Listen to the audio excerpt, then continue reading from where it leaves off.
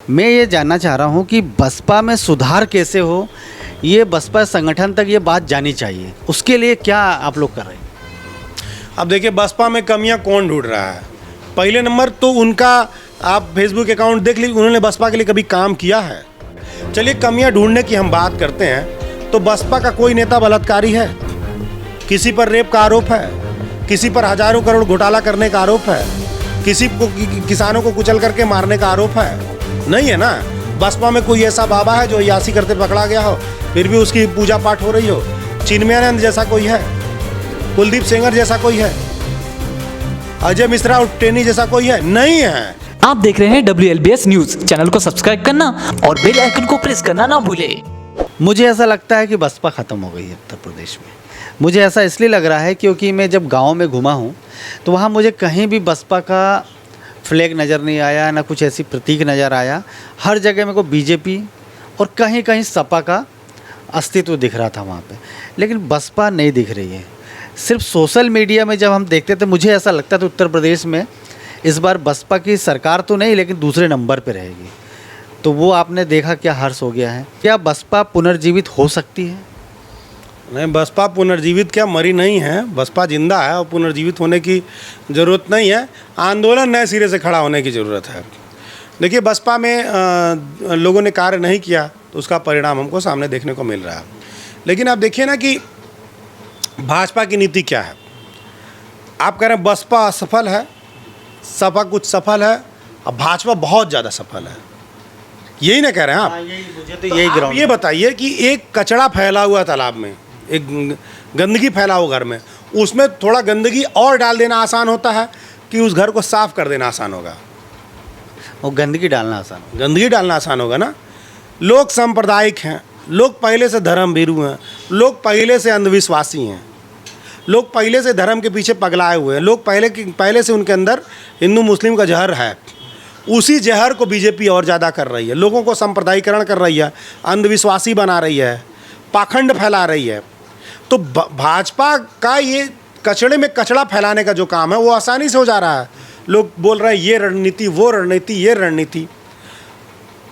अब बसपा क्या कर रही है? बसपा यूनिवर्सिटी खोल रही है। आप देखिए, 6 विश्व स्तरीय यूनिवर्सिटी। नहीं, जब हाँ, हमारी बात समझिए, बसपा जब उनका शासन था तब की बात कर रहे हैं। जब उनका शासन था, शासन रहेगा तभी ना करेंगे। हाँ, इनका भी शासन है, ये कितना यूनिवर्सिटी खोल पाए? यहाँ गोरखपुर यूनिवर्सिटी के आपको बता दें, इनकी यहाँ पे सेंट्रल यूनिवर्सिटी बनाने की बात कर रहे थे, कहाँ बन पाया? सेंट्रल में भी है, स्टेट में भी है, फुल मेजॉरिटी में हो, उसके बाद भी सेंट्रल यूनिवर्सिटी नहीं बन पाई। बसपा ने लोगों को नौकरियाँ दी, जो दलित समुदाय है उसके लिए बहुत काम किया। आप देखिए, बीएड, एमपीएड, एमबीबीएस डॉक्टर की पढ़ाई, एमटेक, बीटेक, इंजीनियरिंग की पढ़ाई, ये सारा कुछ बसपा शासन में दलितों के लिए फ्री था। उसके बाद फ्री में पढ़ाई करा, उसके बाद बहन जी ने भर्तियाँ निकाली। तो 82,000 बीटीसी शिक्षकों की भर्ती, 88,000 बीएड शिक्षकों की भर्ती, पुलिस की भर्ती, लाखों की संख्या में बैकलॉग भर्ती। ये लोग जो चुन करके आए, इन लोगों ने बसपा के लिए काम नहीं किया और यही कारण है कि बसपा चली गई।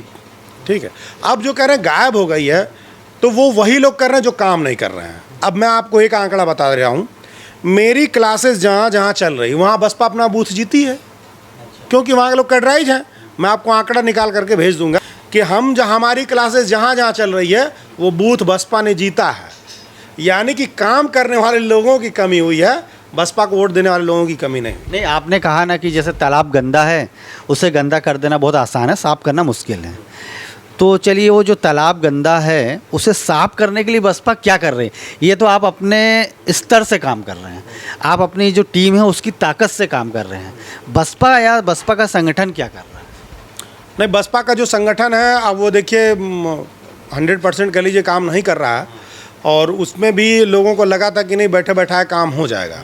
ठीक है, और देखिए काशीराम साहब ने एक बात कही थी कि राजनीतिक जड़ें उसी की मजबूत होंगी जिसकी गैर राजनीतिक जड़ें मजबूत होंगी। ठीक है, तो बसपा के जो पदाधिकारी थे, बसपा ने जो डिसिप्लिन दिया है, उस डिसिप्लिन को उसकी व्याख्या अलग तरीके से कर देते हैं। जैसे कोई व्यक्ति मारा गया, ठीक, अब उसमें बसपा का जो पदाधिकारी है उसको वहाँ जाना नहीं चाहता है, वो तो बोलेगा ऊपर से आदेश नहीं आया, जबकि बहन जी ने कभी माना नहीं किया है।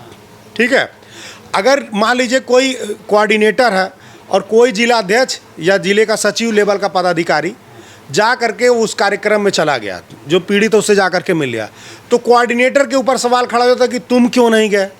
अब वो कोऑर्डिनेटर क्या करेगा, उसको हटा देगा कि तुम बिना हमसे पूछे कैसे चले गए ऊपर से। तो ये जो निकम्मापन था, इसकी वजह से बसपा का जो स्ट्रक्चर था खराब हुआ। और इनको जो काम दिए गए थे, जो प्रकोष्ठ बनाए गए हैं, जो 25 लोगों की हर गांव में कमेटी बनाने की, BVF से ले करके भाईचारा कमेटी ये बनाने का जो काम था, वो केवल फ़ोन पर हुआ। हाँ भाई, तुमको बूथ अध्यक्ष बना दे रहे हैं, पता चला बूथ अध्यक्ष जाके सूरत में नौकरी कर रहा है, काम ही नहीं कर रहा है वो। तो ये जो हवाई काम था, ये उन लोगों के लिए नुकसान करेगा और उन्होंने काम नहीं किया। लेकिन अब सबक मिल रहा है, ठीक है। और दूसरी बात, जो व्यक्तिगत रूप से हम लोग काम कर रहे हैं, तो जब बसपा शासन है तो व्यक्तिगत लाभ भी तो हम लोगों को मिला। तो ये हर कार्यकर्ता नहीं समझ सकता ना। तो ये उनकी अपनी समझ है, जो नहीं समझ रहे हैं। नहीं, लेकिन जैसे मैं बसपा जो संगठन है उसका काम ही राजनीति करना है, तो और मैं आपसे वीडियो के माध्यम से, चर्चा के माध्यम से यही कहना चाहता हूँ, जो भी बसपा के समर्थक हैं वो बसपा की कमियाँ ढूंढते नहीं हैं, कमियाँ कैसे दूर की जाए ये नहीं सुनते हैं। यदि कोई आलोचना कर देता है उसकी STC कर देते हैं वो। मैं ये जानना चाह रहा हूँ कि बसपा में सुधार कैसे हो, ये बसपा संगठन तक ये बात जानी चाहिए, उसके लिए क्या आप लोग कर रहे हैं? अब देखिए, बसपा में कमियां कौन ढूंढ रहा है। पहले नंबर तो उनका, आप फेसबुक अकाउंट देख लीजिए, उन्होंने बसपा के लिए कभी काम किया है कि केवल कमियां ढूंढा है? ठीक है, चलिए कमियां ढूंढने की हम बात करते हैं। तो बसपा का कोई नेता बलात्कारी है? किसी पर रेप का आरोप है? किसी पर हजारों करोड़ घोटाला करने का आरोप है? किसी को किसानों को कुचल करके मारने का आरोप है? नहीं है ना। बसपा में कोई ऐसा बाबा है जो यासी करते पकड़ा गया हो, फिर भी उसकी पूजा पाठ हो रही हो? चिन्मयानंद जैसा कोई है? कुलदीप सेंगर जैसा कोई है? अजय मिश्रा उट्टेनी जैसा कोई है? नहीं है। लेकिन फिर भी लोग बसपा की बुराई करेंगे। लेकिन ये बात आम जनता तक पहुंच ही नहीं पा रही है ना कि बीजेपी इतनी बुद्धिजीवी वर्ग है, जिनके पास दिमाग, जिनके पास सुविधा है, उनकी मैं बात कर रहा हूँ। उनको भाजपा में कौन सा अच्छा ही नज़र आता है? अरे भाई, बसपा अपना काम ईमानदारी से कर रही है, उसके काम करने की रणनीति बस खराब है ना। उसकी मंशा तो गड़बड़ है नहीं ना। रणनीति की बात हो रही अरे रणनीति खराब है ना, उसकी मंशा तो गड़बड़ नहीं है ना। तो कुछ आप अपना सहयोग करिए, दीजिए। यही जो लोग बुराई करते हैं, मैं आपको ऑन कैमरा बता रहा हूँ कि जो लोग बुराई करते हैं, कोऑर्डिनेटर को गाली देंगे, जिलाध्यक्ष को गाली देंगे, और ज्यों जिलाध्यक्ष के सामने आएंगे तुरंत उसका पैर पकड़ लेंगे, तुरंत कोऑर्डिनेटर के बगल में जाके फ़ोटो खिंचवाएंगे कि हमारा फ़ोटो बन जाए। उस समय उसको बोलना चाहिए, उस समय उसके मुंह पे बोलना चाहिए कि आप ये काम गलत कर रहे हैं, तो नहीं करेंगे। ये चापलूस लोग हैं, चाहे वो सोशल मीडिया पर बैठे लोग हों, और चाहे पदाधिकारी लोग हों, और चाहे बुराई करने वाले लोग हों। जो सामने से हम लोगों को तो बोल के रखा है कि अब आए कोऑर्डिनेटर होटलबाजी करें तो उनको बताया जाएगा। आए 5 स्टार होटल में बैठ करके जो मज़े ले रहे थे, अब आएंगे तो उनको बताया जाएगा कायदे से। क्योंकि हम लोगों को लग रहा है ना, हम लोग जाके जवाब दे रहे हैं, जनता के बीच हम लोग जा रहे हैं, तो हमको समझ में आ रहा है। यहाँ आप सवेरे मेरे घर आएंगे तो यहाँ पर 20-25 लोग आपको मिलेंगे, और उन 20-25 लोगों किसी का ज़मीन कब्जा हो रहा है, किसी की बहन बेटी छेड़ी जा रही है, किसी के साथ मारपीट हुई है, किसी का FIR नहीं लिखा जा रहा है।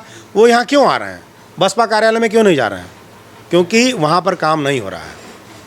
तो बुराई करने वाले करते रहेंगे, हम लोग अपना काम है करते रहेंगे। हमारी नैतिक जिम्मेदारी है कि बसपा ने हमको कुछ दिया है, हमारे समाज को कुछ दिया है। आज उत्तर प्रदेश में अम्बेडकरवाद जिंदा है। बुद्ध के नाम पर अगर कुछ ऐतिहासिक धरोहरें जिंदा है, नई ऐतिहासिक धरोहरों का निर्माण हुआ, इंटर कॉलेज, यूनिवर्सिटी, विश्वविद्यालय बने हैं, तो बहुजन समाज पार्टी की देन है। जो नौकरियां दलितों के पास, बहुजन समाज पार्टी की देन है। तो हमको एक सिरे से खारिज नहीं कर देना चाहिए। हमारा कोई नेता बेईमान नहीं है, हमारा कोई नेता अपराधी नहीं है, हमारा कोई नेता बलात्कारी नहीं है, हमारा कोई नेता ठग नहीं है। हाँ, उसके रणनीति में थोड़ी सी कमी आ गई है, क्योंकि वो इस विचारधारा के एकदम खिलाफ जाने की बात कर रहा है। वो आदमी कह रहा कचड़े से किनारे निकलो, और आदमी कचड़े में घूमना चाहता है, क्या करिएगा। आपने बहुत ही महत्वपूर्ण समय निकाला, उसके लिए बहुत बहुत धन्यवाद। आपको भी बहुत बहुत धन्यवाद।